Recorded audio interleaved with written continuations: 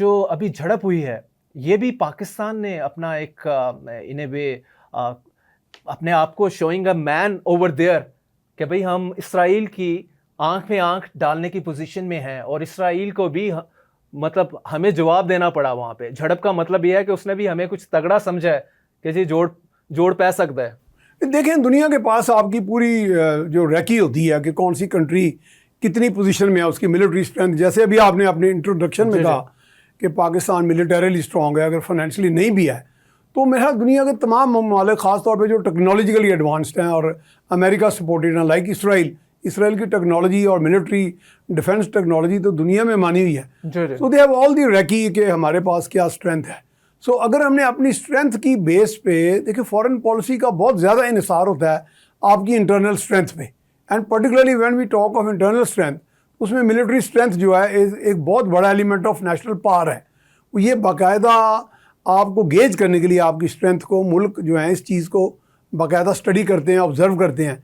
तो अगर पाकिस्तान इस वक्त ये डिप्लोमेटिक ऑफेंसिव ना करता, हमारा रिप्रेजेंटेटिव जो यकीनन हमारे फॉरेन ऑफिस, हमारा प्राइम मिनिस्टर ऑफिस, वहाँ पे मिल के ये बात बनती है, तो वहाँ पे जाके फिर हमारा रिप्रेजेंटेटिव उस बात को कन्वे करता है आगे एट द इंटरनेशनल फोरा। तो इस लिहाज से अच्छा हुआ कि पाकिस्तान ने अपनी बात इस अंदाज में की कि we are there, very much there, अगर हमारी ज़रूरत पड़ी तो हम आएंगे। वैसे भी इंटरनेशनल लॉ जो है वो रोकता नहीं है ममालिक को आपस में डिफेंस पैक्ट्स करने से।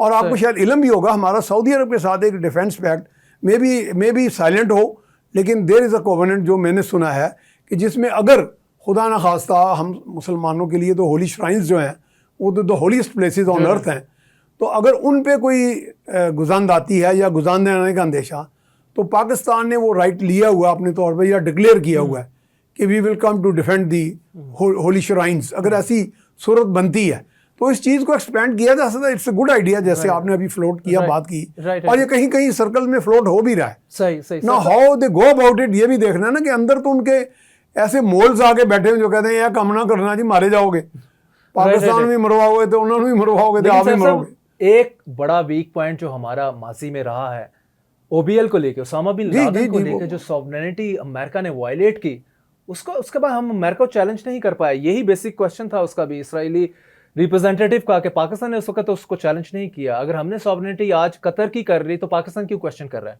नहीं, यकीनन वो तो हमारा एक बहुत, मैं समझता हूँ, सॉफ्ट अंडर बैली थी वैसे वो। इस चीज़ को तो वो लोग एक्सपोज करेंगे, एक्सप्लॉयट करेंगे कि जी आप माजी में अपनी सॉवरेनिटी ब्रीच कराते रहे हैं। लेकिन वो सॉवरेनिटी ब्रीच मेरा ख्याल है कि it is a bad precedent on the part of our people at the helm उस वक्त जो भी था। क्योंकि देखें, मुल्क किसी में कोई टेररिस्ट बैठा हो, किसी ब्रांड का बैठा हो, वो तो ठीक है, अमेरिका ने तो एक लॉ भी बनाया हो ना जी, ऑथराइजेशन ऑफ डिफेंस, जो उन्होंने एक बनाया, उसका पूरा नॉमेनक्लेचर मुझे इस वक्त हज़बर नहीं है, जिससे मुराद है कि जी हम जिसको डेजिग्नेट कर दें इंटरनेशनल टेररिस्ट, लाइक जैसे अब उन्होंने मजीद ब्रिगेड को भी कर दिया और भी, तो we can proceed against them wherever they are placed, जिस कंट्री में भी बैठे हों।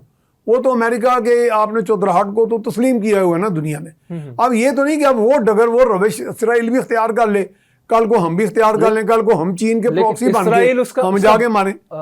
इसराइल उसका बच्चा भी तो कंसिडर होता है, बगल बच्चा है जी। इसराइल तो is a baby of America. और इसमें तो वो एक डुप्लिसिटी की वो पॉलिसी है जो शो कर रहे हैं कि जी it was a decision of Netanyahu, जैसे ट्रंप कह रहे हैं।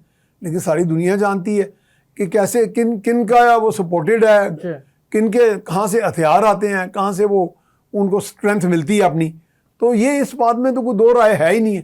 देखिए, कतर के अटैक के बाद पूरे गल्फ रीजन में जो मुस्लिम कंट्रीज हैं उनमें एक अवेकनिंग आई है। अवेकनिंग आनी चाहिए, वैसे आ जाए तो अच्छी बात है। लेकिन दे गॉट पैनिक ना, वो पैनिक हो गए ज़्यादा कि इसराइल तो हम वल्नरेबल हैं, इसराइल किसी टाइम भी हमारे साथ कुछ भी कर ले, अमेरिका हमें एटलीस्ट नहीं बचाने आएगा। तो ये एक बहुत बड़ी वेकअप कॉल नहीं है इन सब कंट्रीज के लिए? सऊदी अरेबिया, अगर हमने इस reality has dawned upon us, तो मैं समझता हूँ इससे बड़ी कोई नेमत नहीं है हमारे लिए, मुस्लिम वर्ल्ड के लिए, पर्टिकुलरली अरब वर्ल्ड के लिए। क्योंकि अरब वर्ल्ड जो थी ज़रूरत से ज़्यादा एक कंप्लेसेंसी का शिकार थी।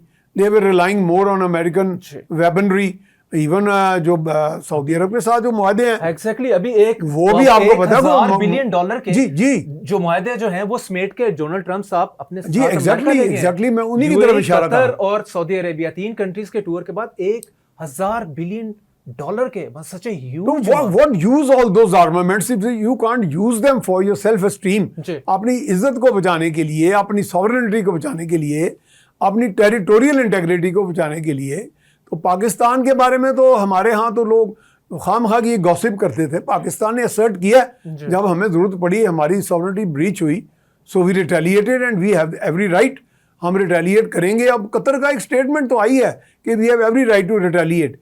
अब वो कब करते हैं, और अगर रिस्पॉन्स भी मौके पे हो जाती तो शायद ज्यादा बेहतर एक मैसेज आता अक्रॉस। सब आप समझते हैं कि कतर के पास इतनी कैपेबिलिटी है कि वो इसराइल को रिप्लाई कर पाए? देखें सारे आई थिंक लीडरशिप कैपेबिलिटी नहीं है।